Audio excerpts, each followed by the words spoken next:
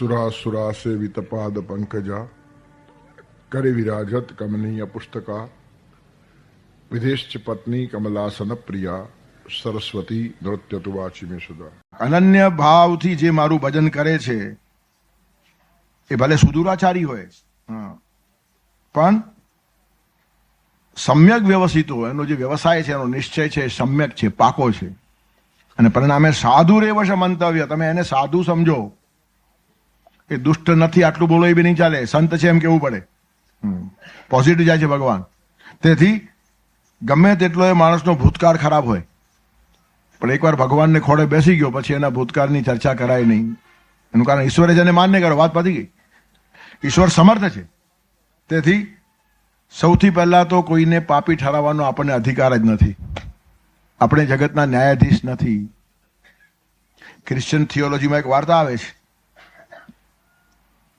એક સ્ત્રીની પછવાડે આખું ટોળું પડ્યું, પથરા મારે એની પછવાડે જાય, પેલી ભાગતી ભાગતી ઈસુના ચરણે આવીને પડી છે. ઈસુ ખ્રિસ્તે ટોળાને ઉભો રાખે, ઉભારો શું છે? તો કે ભાઈ થર્ડ ક્લાસ છે ને, વ્યભિચારની છે ને, આડી અવડી વર્તે છે ને, આખા ગામને ખરાબ કરશે ને, ફલાણું ઢીકણું ને, એને સજા થવી જોઈએ, મોતની સજા થવી જોઈએ, પથરા મારી મારીને એને મારવી જોઈએ. ઈસુ કે બરાબર છે, બિલકુલ સાચી વાત છે, મારવી જ જોઈએ, મારો પણ આ જ મત છે. પણ એક શરત છે, મનસા વાચા કર્મણા, મનથી વાણીથી કર્મથી જે માણસે જીવનમાં એક પણ પાપ ન કર્યો તે માણસ પથરો મારે. પથરા મારવાની છૂટ છે.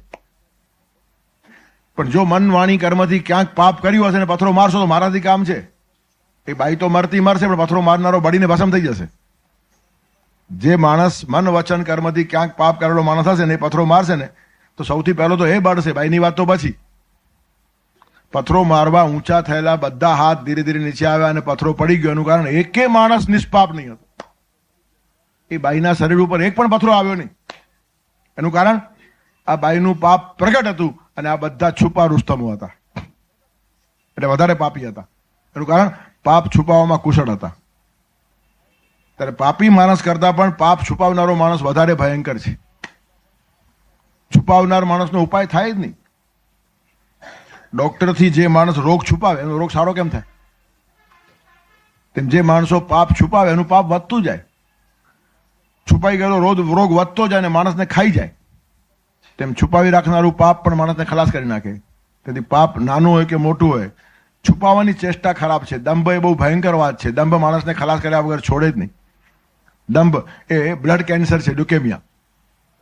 બ્લડ કેન્સર થયા પછી માણસે મરવાનું જોઈએ, 6 મહિના 12 મહિના કે 2 વર્ષ જે ટાઈમ કાઢે તે, પણ એનો ઉપાય નહીં, એ બચે નહીં. તેવી રીતે દાંભિક માણસ મરવાનો જ થયો છે, છૂટકો જ નથી એનો. એનું કારણ છુપાવવાથી રોગ વધતો જાય. વ્યાપી છે સુદૂરાચારો. ગમે એટલો મોટું પાપ હોય. અહીંયા બીજી પણ એક વાત ધ્યાન રાખવા જેવી છે. મોટું પાપ જલ્દી ધ્યાનમાં આવે, નાનું પાપ ધ્યાનમાં આવતું નથી. પગમાં જો મોટો કાંટો ઘૂસી જાય ને તો તરત માણસ કાઢી લે, પણ નાનકડી ફાસ ઘૂસી ગઈ તો ખબર પણ ના પડે અને પછી પગ થાય મોટો સોજીને. એ અનુભવમાંથી હું પસાર થયો છું. વર્ષો થયા, 30 વર્ષ થયા હશે. એક નાનકડી ફાસ નીચેથી ઘૂસી ગઈ અંગૂઠામાંથી, પછી પગ સોજવા લાગ્યો ને પછી ઉપર બધા પાટાપિંડી ને લેપ ને આને બધું કરવા લાગ્યા. તમને આશ્ચર્ય લાગશે, નીચેથી ઘૂસેલો કાંટો ઉપરથી બહાર આવ્યો અને ધાર પડીને પછી ખેંચ્યું, પછી બધો પસ નીકળ્યો, પણ 15 દિવસ હેરાન થયો. ત્યારે આવો નાનકડો કાંટો તમને કેટલો ભજવે, પણ મોટી સૂળ ઘૂસી હોય તો તરત માણસ ખેંચી કાઢી નાખે. તેથી મોટા પાપ જલ્દી ખબર પડે, નાના પાપ ખબર પડતા નથી અને નાના પાપ જ માણસને ખલાસ કરે. આપણે મનમાં કોઈનો દ્વેષ કરીએ છીએ, કોઈની ઈર્ષ્યા કરીએ છીએ, કોઈના પગ ખેંચવાના પ્રયત્ન કરીએ છીએ, સિફતથી કોઈનું વાંકું બોલીએ છીએ. હોશિયાર માનતા હોય પોતાની જાતને, પણ એ પાપ આપણને ખાઈ જાય છે. એક કલા હોય છે માણસ પાસે રજૂઆત કરવાની, પણ એ ચાતુર્ય કામનું નહીં. ભગવાન પાસે ચતુરાઈ ચાલતી નથી. કોઈ લાખ કરે ચતુરાઈ, કર્મ કા લેખ મીટે ના રે ભાઈ. તેથી ચાતુર્ય ભગવાન પાસે ચાલતું નથી. દુનિયા પાસે કદાચ ચાલતું હશે થોડો ટાઈમ, તે બી થોડો ટાઈમ, પણ બધે જ ચારિત્ર ચાલતું હોય છે, ચાતુર્ય ચાલતું નથી. જે માણસો પાપને છુપાવવામાં ચતુર છે એ આત્મઘાતકી લોકો છે. પોતાનો સત્યાનાશ કરે છે, બીજું કશું જ નથી કરતો. ભલે ડાયામાં ખપતા હોય, હોશિયારમાં ખપતા હોય, કેવું પાપ કર્યું, કેવી બનાવટ કરી, કોઈને ખબર પણ નહીં પડી. અરે તારા બાપને ખબર પડી બધી જ. યથા ધેનુ સહસ્રેષુ વત્સો વિંદતી માતરમ તથા પૂર્વકૃતમ કર્મ કર્તારમ અનુગચ્છતિ. 1000 ગાયોની વચ્ચે વાછરડું પોતાની માને ઓળખી લે છે તેમ તમારા કર્મો તમને ઓળખ્યા વગર રહેશે જ નહીં. વાછરડું એની માને ઓળખવામાં ભૂલ નથી કરતું. 1000 ગાય ઉભી હોય તો પોતાની માના આંચળને જ મોઢું લગાડશે. તેમ તમે ગમે એટલા છુપાવો, મેં નથી કર્યું, આણે કર્યું, તેણે કર્યું, ફલાણાએ કર્યું, કશું નહીં, કર્મ તમને જ આવીને ગળામાંથી પકડે. તેથી યથા ધેનુ સહસ્રેષુ, 1000 ગાયોમાં વત્સો વિંદતી માતરમ, વત્સ પોતાની માને ઓળખે છે, તથા પૂર્વકૃતમ કર્મ કર્તારમનું ગચ્છતિ, તમારું કામ તમારા ગળામાં આવીને રહ્યા વગર રહે જ નહીં. અને એટલે જ કર્મ કરતી વખતે જાગૃતિ રાખો. અસત કર્મ કરાવે ત્યાં છે રોવત ફળ ભોગવાવે. કર્મ કરતી વખતે આનંદ થાય. ખોટા કામ કરતી વખતે માણસો હસતા હોય, પણ ભોગવતી વખતે ભયંકર રડવું પડે. અને આ સનાતન સિદ્ધાંત છે. હજારો વર્ષથી પ્રસ્થાપિત થયેલો છતાં માણસો મોહમાં અને પ્રમાદમાં ભૂલી જાય છે. પ્રમત્ત માણસ થાય ત્યારે બધું ભૂલાઈ જાય. અને એટલે જ ભગવાન મહાવીર કહે છે પ્રમાદો વય મૃત્યુ, પ્રમાદ જ મરણ છે. ક્ષણે ક્ષણની જાગૃતિ જોઈએ. આ જગતને અમારું જીવન બેમાં જંગ જે કંઈ હતો જાગૃતિ નો હતો. જ્યાં જરા ઊંઘમાં આંખ મીચાઈ ગઈ ત્યાં તુરત તે એને હુલાવી દીધી. બહુ જાગૃત ન રહે, ક્ષણે ક્ષણની જાગૃતિ ન હોય ને તો પાપ ક્યારે ઘૂસી ખબર નહીં પડે. અને નાનકડું પાપ આખા માણસને ખાઈ નાખે. જે વખત નાનકડી ફાંસ ઘૂસી હોય તો તમને અંદર પરેશાન કરે મહિનાઓ સુધી. તેવી રીતનું મોટા પાપ ઘણીવાર જલ્દી ખબર પડે, નાનું પાપ ખબર જ પડતું નથી. આ બાઈનું પાપ બધાને દેખાયું, પથરા મારવા આવ્યા, પણ જેવું શું કીધું ત્યારે બધાના પથરા પડી ગયાનું કારણ બધાને પોતાના માનસિક, કાયિક, વાચિક પાપો યાદ આવી ગયા. તેથી પાપોનું સ્મરણ, વિસ્મરણ નહીં, છુપાવવાની વાત જ નહીં, દંભ નહીં. આપણે પાપને ભૂલી જવામાં કુશળ છીએ અને પુણ્ય યાદ રાખીએ છીએ. જેટલા સારા કામો કર્યા હોય કઈ દેખાડ્યા વગર રહેતા જ નથી. 20 વર્ષ પહેલા ક્યાંક દાન કર્યું હોય, 20 વર્ષ પહેલા મેં 10 લાખ રૂપિયા આપ્યા, 20 વર્ષ પહેલા મેં 10 લાખ રૂપિયા આપ્યા, એનો અર્થ આપ્યા જ નથી, હજી પકડી રાખ્યા છે. આપ્યા હોય તો હવે યાદ ન હોવા જોઈએ ને. પણ યાદ કરી છે એનું કારણ હજી 10 લાખ ઉપરની પકડ ગઈ નથી. મારા હતા ને મેં આપ્યા, મારા હતા ને મેં આપ્યા, મારા હતા ને મેં આપ્યા, એમાં જ રમે છે. એટલે ફિઝિકલી ગયા છે, મેન્ટલી હજી પકડ છે એ રૂપિયા ઉપર. એટલે કહેવાનું તત્પર શું છે? સત્કર્મોને આપણે સતત યાદ કરતા હોઈએ છીએ અને દુષ્કર્મોને બહુ સિફતથી ભૂલી જઈએ છીએ. મનુસ્મૃતિમાં, યાજ્ઞવલ્ક્ય સ્મૃતિમાં પ્રાયશ્ચિતની કલ્પના છે. દેવલ ઋષિએ તો આખી પ્રાયશ્ચિત સ્મૃતિ લખી છે. દેવલ સ્મૃતિમાં બધા શ્લોકો પ્રાયશ્ચિતના જ છે. આપ કાપ કરો તો આ પ્રાયશ્ચિત, આ પાપ કરો તો આ પ્રાયશ્ચિત, આ પાપ કરો તો આ પ્રાયશ્ચિત. સેંકડો પાપો સામે એના પ્રાયશ્ચિત લખ્યા છે. લોકોને આશાસ્પદ લાગે, પાપ કરો પ્રાયશ્ચિત કરો છૂટી ગયા, પાપ કરો પ્રાયશ્ચિત કરો છૂટી ગયા. આવી વાત નથી. પ્રાયશ્ચિત બદલાવી નાખે. પ્રાયશ્ચિત એ કેવલ કસરત નથી, એ બહારનો દેખાવો નથી, એ અંતરમાંથી ઉઠે છે. હા પસ્તાવો વિપુલ ઝરણું સ્વર્ગથી ઉતર્યું છે, પાપી તેમાં ડૂબકી દઈને પુણ્યશાળી બને છે. પશ્ચાતાપના પવિત્ર આંસુમાં કોઈ પણ પાપને ધોઈ નાખવાની તાકાત છે. પણ એ આંસુ પશ્ચાતાપના હોવા જોઈએ, અંદરથી આવવા જોઈએ. દુનિયાને દેખાડવાને માટે ચાલતો રુદન નકામું છે. રુદનમાં તાકાત છે. હું તો કહું છું અશ્રુ જેવો શ્રેષ્ઠ અભિષેક નથી. ઘણા માણસો પૂછે ભગવાનને શેનો અભિષેક કરીએ? દૂધનો કરીએ, ઘીનો કરીએ, જળનો કરીએ, નાળિયેર પાણીનો કરીએ, મોસંબીના રસનો કરીએ. મેં કીધું આંસુનો કર હિંમત હોય તો. એનું કારણ બાકી બધામાં આપણે હાજર છીએ. મોસંબીનો રસ હું ચડાવું છું, નાળિયેર પાણી હું ચડાવું છું, દૂધ હું ચડાવું છું, ઘી હું ચડાવું છું, જલાભિષેક હું કરું છું. આંસુ હું ચડાવતો નથી, પોતાની મેળે પડી જાય છે. તેથી અહંકાર રહિત પૂજા એ અશ્રુ પૂજા છે. તેથી ભગવાનને માટે સૌથી શ્રેષ્ઠ પૂજન હતો અશ્રુ પૂજા.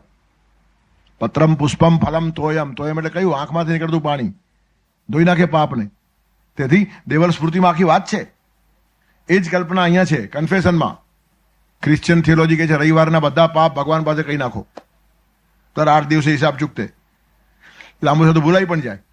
તેના કરતા સોમથી શનિમાં જે કર્યા હશે પાપો તે ભગવાન પાસે નિખાલસ હૃદયે કહી નાખો.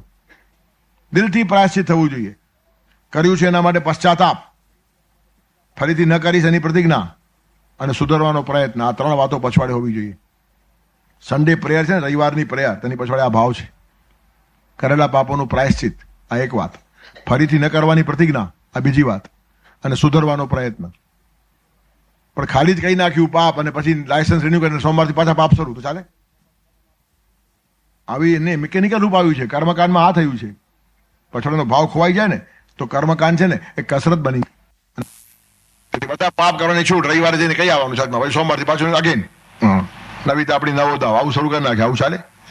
તેથી કરેલા પાપોનું પ્રાયશ્ચિત, ફરીને કરવાની પ્રતિજ્ઞા અને સુધારવાનો પ્રયત્ન. અને પ્રયત્ન કેવો? સમ્યક વ્યવસ્થિત હોય, નિશ્ચયપૂર્વકનો પ્રયત્ન. બદલવું છે એટલે બદલવું છે, બીજી વાત નહીં. અને પછી ભગવાન તમને ઉંચકીને લઈ જાય. હા, તમે શું ચાલવાના હતા? નિશ્ચય પાકો કરો એક વાત. કદમ અસ્થિર હો તેને કદી રસ્તો નથી મળતો, અને અડગ મનના મુસાફરને હિમાલય પણ નથી નડતો. એકવાર નિશ્ચય પાકો થયો ને તો હિમાલય પણ વચ્ચે આડો નહીં આવે, અને નહીં તો સ્પીડ બ્રેકર પણ નડે. હિમાલયની વાત નથી. કેટલાક સ્પીડ બ્રેકર તો કાર બ્રેકર જેવા હોય છે, કહેવાય સ્પીડ બ્રેકર, પણ કાર જ ભાંગી જાય.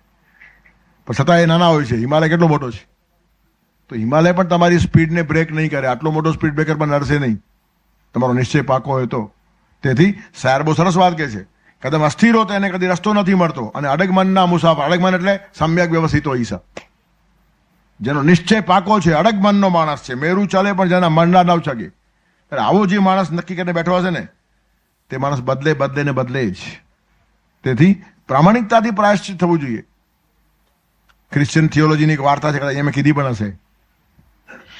એક છોકરી કોઈ યુવાનના પ્રેમમાં હતી, પોતાનો ભાવ અભિવ્યક્ત નહીં કરી શકી, અને પછી એ છોકરો બીજે પરણી ગયો. અને આને મનોમન અફસોસ થયો, કારણ મનથી પરણી ચૂકી હતી પણ વાત પણ નહીં કરી શકેલી.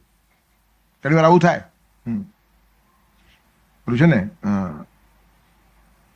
પરણવું છે પરણવું એ વાત મનમય હતી, શરમમાં હું રહી ગયો ને હાથ તાળી દઈ ગઈ. ત્યારે પોતાના ભાવોની અભિવ્યક્તિ ઘણી વાર માણસ ન કરે, ત્યારે બિચારી કહી શકે નહીં, છોકરો બીજે પરણી ગયો. પછી એને બહુ ત્રાસ થયો, પછી ચીડવી આવી, ક્રોધ પણ આવ્યો. કામાત ક્રોધોપી જાય તો વિષયાન પુંસ. એ છોકરાનું ધ્યાન કર્યું એને, એની સાથે માનસિક પરણી, સંગ થયો, માનસિક સંગ નિર્માણ થયો. પછી પરણવાની કામના નિર્માણ થઈ, અને કામ પૂરું ન થતું ક્રોધ. જાયતો વિષયાન પુંસ સંગસ્તે સુપજાયતે સંગાત સંજાયતે કામાત ક્રોધો બી જાયતે ક્રોધાત ભવતી સમોહ. ક્રોધમાંથી સમોહ આવે, સમોહા સ્મૃતિ વિભ્રમ. પછી શું કરું છું એનું ભાન ન રહે, સ્મૃતિ ભૂલાઈ જાય. સ્મૃતિ ભ્રંશાત બુદ્ધિ નાશો, વિવેક ચૂકી જાય, અને બુદ્ધિ નાશાત પ્રણસતી. પછી જે ન કરવાનું બધું કરી નાખે. દરેક ઘટનામાં ગીતાએ કેવું સરસ પગથિયા મૂક્યા છે. વિષયનું ધ્યાન થાય, સતત સંગ થાય, પછી કામના નિર્માણ થાય, કામના પૂર્ણ તો ક્રોધ નિર્માણ થાય, પછી માણસ મોહિત થાય, ભ્રમિત થાય, હું કોણ છું એ ભૂલી જાય, સ્મૃતિ ખલાસ થઈ જાય, બુદ્ધિ ખલાસ થાય, વિવેક ચૂકી જાય, અને ન કરવાનું બધું કરી બેસે. બરાબર આ છોકરીનું આવું થયું. ધ્યાન કર્યું યુવાનનું, સંગ થયો માનસિક, કામના નિર્માણ થઈ પરણવાની, એ બીજે પરણી માટે ક્રોધ નિર્માણ થયો, મોહિત થઈ ગઈ, સ્મૃતિ ભૂલાઈ ગઈ, વિવેક ચૂકી, અને પછી આવો નિર્ણય કર્યો કે આ છોકરો મને મળ્યો નહીં, બીજીને પરણ્યો, હવે કેમ સુખી થાય હું જોઈ લઈશ. હવે આ છોકરાનો કાંઈ દોષ નહોતો. આ એને ચાહે છે એ પણ ખબર નહોતી બિચારાને. ખબર ના પાડી હોત તો ઠીક છે, ચાલો 5% દોષ બી કહેવાય. એ તો બી ના પાડવાનો અધિકાર છે, કોઈ કે એટલે એને પરણવું જેવું થોડું છે. આપણા આગ્રહો જગતમાં ચાલતા નથી. મહારાષ્ટ્રમાં વારકરી સંપ્રદાયમાં એક મોટા સંત હતા. કીર્તન કરે ને, કીર્તન તો લાખો માણસો સાંભળવા આવે. એમની પાસે એક ભાઈ કંઈ ગયા હશે એમના ઘરે, ફૂલ બૂલ ચડાવ્યા અને હાર પહેરાવ્યા, અને પછી એક શાલ કાઢીને ઓઢાડી, પેલા પાછી આપી કે ભાઈ હું શાલ રાખતો નથી, કે કારણ એમાં શું છે હું ભાવથી લાવ્યો. તું તમે ભાવથી લાવ્યા હશો, મારા કેટલાક નિયમો હોય ને. એક ગુરુ પૂર્ણિમાના લોકો મારી પાસે આવે છે ને જે મૂકે છે એમાં મારું જીવન ચાલે છે. ના પણ મને ભાવ છે, તમારે લેવી જ પડે. બહુ આગ્રહ કર્યો. આ ફરીથી હાથ જોડે, ઘણી વિનંતી કરે, પેલો માને જ નહીં. કેટલાક માણસો પછી જડતાની હદ સુધી જાય. તમે મારા ભાવનું અપમાન કરો છો ને, ભાવમાં તો ભગવાન છે ને, તમારે આ સાલ ઓઢવી જોઈએ. સાલમાં ભગવાન ક્યાં આવી ગયા? ઠીક છે, રાખ તારી પાસે, પછી આપી જશે 2 દિવસ રહીને, ગુરુ પૂર્ણિમા સુધી રાહ જો.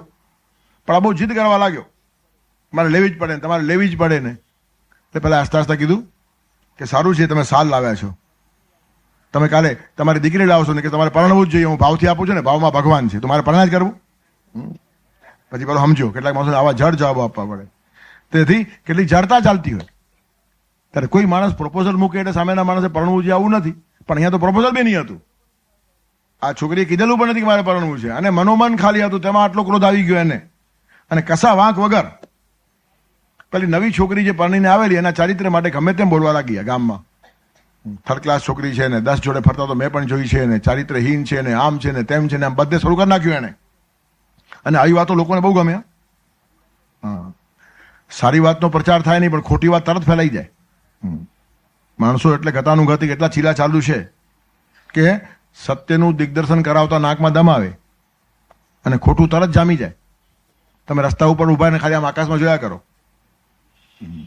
એક માણસ આવશે, બીજો માણસ શું જુએ, ત્યાં પેલું દેખાયું, એમ 10-15 જણા 20 જણા થઈ જાય, દેખાયું. શું દેખાયું કોને ખબર?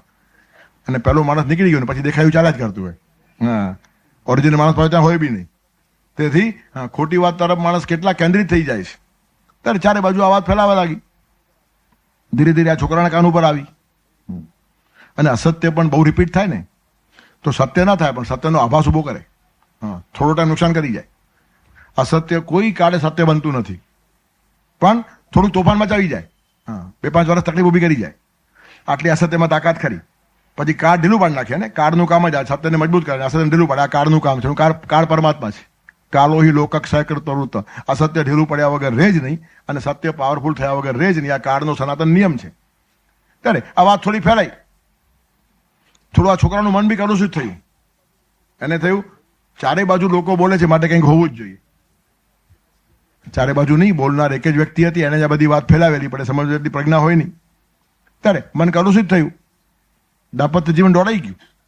એનું કારણ ભર્યું પાત્ર દૂધપાકનું છલોછલ બગાડી મૂકે છાશનું એક ટીપું. દૂધપાકના પાત્રમાં છાશનું ટીપું નાખો, દૂધ બગડી જાય. તેમ બસુરું કરે પલમાં દાંપત્ય જીવન ભળે જો અવિશ્વાસનું એક ટીપું. દાંપત્ય જીવનમાં અવિશ્વાસ આવે ને સત્યાનાશ થઈ જાય. વહેમ આવ્યો કે પ્રેમ ખલાસ થઈ જાય. તેથી વહેમી માણસ થયું, બસ આ છોકરી પવિત્ર નથી, હું એને પરણ્યો, આ તો ચાલુ છે, 10 છોકરા જોડે ફરી છે, આખું ગામ આવું બોલે છે. સંસાર કરું છું, બંનેમાં બોલા થઈ ગયા, એકબીજા બોલતા નથી, ઘરમાં સાથે રહે છે. પેલી છોકરીને ખબર બહુ ખુશ થઈ ગઈ, કેવું મેં બગાડ્યું. પણ બગાડવાનો આનંદ લાંબો ચાલતો નથી. 1-2 મહિના આનંદ માર્યો, પછી ધીરે ધીરે અંદર તો ભગવાન બેઠા છે ને, કોન્શિયન્સ જેને આપણે કહીએ છીએ, ઇન્ટ્યુશન, આત્માનો અવાજ તે ડંખવા લાગ્યો કે આ છોકરીએ મારું શું બગાડ્યું હતું. મારું જે થયું એ થયું, પણ આ તો નિર્દોષ બિચારી હતી, પરણીને સારો સંસાર કરવા આવેલી. એનામાં મેં ઝેર નાખી દીધું, સંસાર બગાડી નાખ્યો. તેથી ખાવાનું ભાવે નહીં. સુએ તો રાતના ઊંઘ ના આવે, સુકાવા લાગી. પાપ ખાઈ નાખે માણસને. અંદર ને અંદર જેમ ઉધઈ કેમ ખાય તેમ માણસ ખવાઈ જાય. તેથી પાપ કરતા પહેલા જ માણસે બહુ સાવચેત રહેવું જોઈએ. આપણું પાપ આપણને જ નડે છે, આપણે જ આપણા પગ કાપીએ છીએ, બીજા કોઈ નુકસાન કરવાની આપણામાં શક્તિ જ નથી. તેથી અતિશય ત્રાસી ગઈ. પછી ચર્ચમાં ગઈ અને પાદરીને કીધું કે મારાથી એક ભયંકર પાપ થયું છે. શું? કે આવું થઈ ગયું. આ છોકરો મને જોઈતો તો મને મળ્યો નહીં, બીજાને પરણ્યો, પછી મેં બધું તોફાન કર્યું, અફવાઓ ફેલાવી, આખા ગામમાં બદનામ કરી નાખ્યા, અને પરિણામે એમના સંસારમાં ઝેર નિર્માણ થઈ ગયું છે. અને આ પાપ મને હવે ખાયા કરે છે. આનો ઉપાય શું? મારે પ્રાયશ્ચિત કરવું છે. બીજાને પાદરી ઉપર લઈ ગયો અગાસીમાં, ફરતા ફરતા કે વિચારીએ આપણે શું કંઈ સૂચતું હોય તો. એટલામાં વંટોળીઓ પવન ફૂંકાયો. ત્યાં ખૂણામાં એક ટોપડી પડેલી, એમાં બધા પક્ષીઓના પીછા હતા. પાદરીને એક આઈડિયા આવી ગયો. કેમ કર, આ ટોપલી છે ને પીછાની, અગાસીની બહાર ઉડાવી દે. પેલી ટોપલી ઊંધી કરી, પીછા બધા ઉડ્યા. માયરો છે, વંટોળીઓ પવન, અને પીછા તો હવામાં ઉડે. છોકરીને સમજાવ્યું કે આ શું કે છે, કે હવે શું કરું? કે બધા પીછા પાછા લઈ આવ. તો કે કેમ બને? કેમ? કંઈક કેટલાક આમ ગયા, કેટલાક આમ ગયા, કેટલાક આમ ગયા, અને પવનમાં પહોંચી ગયા. બધા પીછા ભેગા થાય નહીં પાછા. એટલે પાદરી કે મારે આજ કેવું છે કે વંટોળિયા પવનમાં ઉડી ગયેલા પીછાઓ પાછા આવતા નથી, તેમ ફેલાયેલી અફવાઓ પાછી લઈ શકાતી નથી. માટે અફવા ફેલાવતા પહેલા જ વિચાર કરો. છોકરી ધ્રુસકે રડી. ત્યારે એને ભાન થયું કેટલું ભયંકર પાપ મેં કર્યું છે. આપણે એક જ પથ્થરો પાણીમાં નાખીએ છીએ, પણ વલય થતા થતા સામે કિનારા સુધી જાય છે. આપણને ખબર નથી એક કાંકરાથી કેટલી મસ્તી થાય છે. એક કાંકરો પાણીમાં નાખ્યા પછી વલય થાય, અને વલય નદીના સામે કિનારા સુધી જાય. ત્યારે ધ્રુસકે છોકરી રડી. જેમ પીછા પાછા ના આવે તેમ ફેલાઈ ગયેલી અફવાઓ, હવે તારી 7 પેઢી ઉતરી આવે તો આ પાછું નહીં આવે. તો હવે શું કરવાનું? ત્યારે પાદરી એક જ ઉપાય છે, અફવા બીફા બધી પાછી નહીં આવે, પણ જેનું નુકસાન કર્યું છે ને એનું ભરપાઈ કરી આપ. એમના સંસારમાં પાછું કાવ્ય નિર્માણ કર તો ભગવાન તને માફ કરશે. બાકી માફીનો બીજો રસ્તો જ નથી. તું એમના જ ઘરે જા અને પેલા છોકરાને ખુલ્લમ ખુલ્લું કે આ તારી છોકરી, તારી પત્ની પવિત્ર છે, ગંગા જેવી છે, મને તું નહીં મળ્યો એટલે આ પાપ મેં કર્યું છે ને બધું ગામમાં મેં ફેલાવ્યું છે, મારો જ દોષ છે આમાં. એ છોકરો સમજી જાય ને એમનો સંસાર પાછો સારો થાય ને તો જ ભગવાન ખુશ થશે, અને તો જ તને આત્મામાં પ્રસન્નતા મળશે. બાકીની તો બેચેનીથી જ આખું જીવન તારે કાઢવું પડશે. એ ગઈ બિચારી ત્યાં નિખાલસતાથી કીધું કે મારે તારી જોડે પરણવું હતું, પણ હું કહેવાની હિંમત નહીં કરી, સંકોચમાં અને ક્ષોભમાં રહી ગઈ, અને પછી બીજે થઈ ગયું તો મારાથી સહન થયું નહીં, એટલે આ બધી વાતો મેં ખોટી ફેલાવી છે, અને તું મને માફ કર. તારી જોડે મારે સંબંધ તો રાખવો જ છે, એટલે આ રાખડી લઈ આવ્યું છું, તને બાંધીશું. આજથી તું મારો ભાઈ છે ને હું તારી બહેન છું. તારી બહેન તરીકે મને ક્ષમા કર, અને તારી પત્ની અતિશય પવિત્ર છે. આવું એણે કહ્યું. પેલા લોકોનો વહેમ ધોવાઈ ગયો.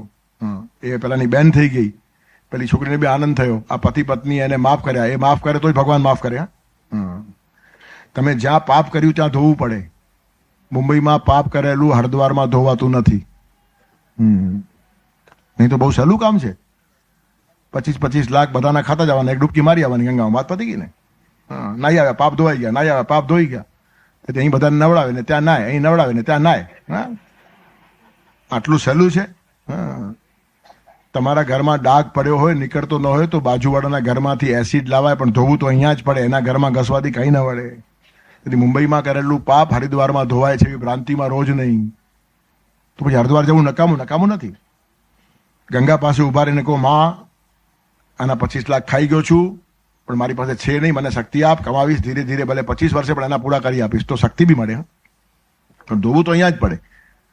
નહીં તો 25 લાખ ખાઈને ખાલી ગંગા સ્નાનમાં ધોવાતું હોય તો પ્લેનમાં જવું એ મોંઘું ન પડે. રિટર્ન ટિકિટ કરીને માણસ ના આવે, વાર શું છે? તેથી જ્યાં પાપ કર્યું હોય ત્યાં ધોવું પડે. ત્યારે જેને નુકસાન કર્યું છે તેની પાસે જા, એ પતિ પત્ની પાછા એક થાય ને એ લોકો માફ કરે તો જ ભગવાન માફ કરશે, અને ભગવાન માફ કરે તો જ તને શાંતિ મળશે. પીછે સુદુરાચારો, ગમે તેવું પાપ થાય પણ પ્રાયશ્ચિત જોઈએ. પ્રાયશ્ચિત જોઈએ, ફરી નહીં કરવાની પ્રતિજ્ઞા જોઈએ, અને સમ્યક વ્યવસ્થિતો બદલવાનો પાકો નિશ્ચય જોઈએ. એ રિન્યુઅલ નથી. પ્રાયશ્ચિત એ પાપ કરવાનું નવું લાયસન્સ કઢાવ્યું એવું નથી. ફરીથી પાપ ન કરીશ એનો નિશ્ચય પાકો હોવો જોઈએ. સુધારવા માટેનો પ્રયત્ન ચાલુ રહેવો જોઈએ, અને અંતઃકરણથી પ્રાયશ્ચિત થવું જોઈએ. તો આંસુમાં એક તાકાત છે. તેથી અશ્રુ પૂજા એ શ્રેષ્ઠ પૂજા છે. આંખમાંથી નીકળતા આંસુ છે ને એ મોતી છે. ભગવાન અશ્રુ મારફતે વહેતો હોય છે, પણ એ અશ્રુ અતિશય નિખાલસ અને પવિત્ર હોવા જોઈએ. ઘણા માણસો મોટે ભાગે દાંભિક રડતા હોય છે, સ્વાર્થી રડતા હોય છે. એટલે તો મગરના આંસુ પ્રયોગ આવે ને. મગરની આંખમાં આંસુ હોય જ, આખો દિવસ પાણીમાં છે, આંખો ભરેલી જ હોય જ્યારે જુઓ ત્યારે. તેથી આવા આંસુની કિંમત નહીં. ઘણા માણસો રડતા હોય. ઘણા વૃદ્ધ પુરુષો 80 વર્ષની ઉંમર મંદિરમાં એના આંખમાંથી આંસુ વહેતા હોય. ભાવના આંસુ નથી, આંખો નબળી છે, પાણી પડ્યા જ કરે છે. એ નબળાઈમાંથી આવેલા આંસુ છે. તેથી અંતઃકરણમાંથી જે આંસુ આવે તેમાં તાકાત છે. ત્યારે આપી છે સુદુરાચારો, ભલે ગમે તેવું પાપ થયું હશે. શંકરાચાર્ય જેવો માણસ સાવ નિષ્પાપ છે, તો હિંમતથી કે છે ભગવાન મત્સમ પાતકી નાસ્તિ પાપગ્નિ ત્વત્સમા નહીં એવમ જ્ઞાત્વા મહાદેવી યથા યોગ્યમ તથા કરું. મારા જેવો કોઈ મહાન પાપી નથી, અને તારા જેવો કોઈ પાપ ધોનાર નથી. માં છોકરાને ધોઈ જ નાખે. મેલો થયા પછી છોકરો ક્યાં જાય? મા પાસે જ જાય, બાપ પાસે નહીં જાય. નાનો 4-6 મહિનાનો છોકરો કપડા બગાડે તો બાપ તરત કે જો તારો છોકરો બગડ્યો છે, તો તારો નહીં. પણ એક સાયકોલોજી જ છે. તેથી જગદંબાની સ્તુતિ કરી છે, મત્સમ પાપકી નાસ્તિ પાપગ્નિ ત્વત્સમા નહીં એવમ જ્ઞાત્વા મહાદેવી યથા યોગ્યમ તથા કરું. તેથી મલિન છોકરાને જેમ માં સાફ કરે તેમ પાપી મનુષ્યને ભગવાન સાફ કરે, પણ નિખારસતાથી જવું જોઈએ. સર્વેત્ર સુખિનઃ સંતુ, સર્વે સંતુ નિરામયા, સર્વે ભદ્રાણિ પશ્યન્તુ, મા કશ્ચિત દુઃખમ આપે.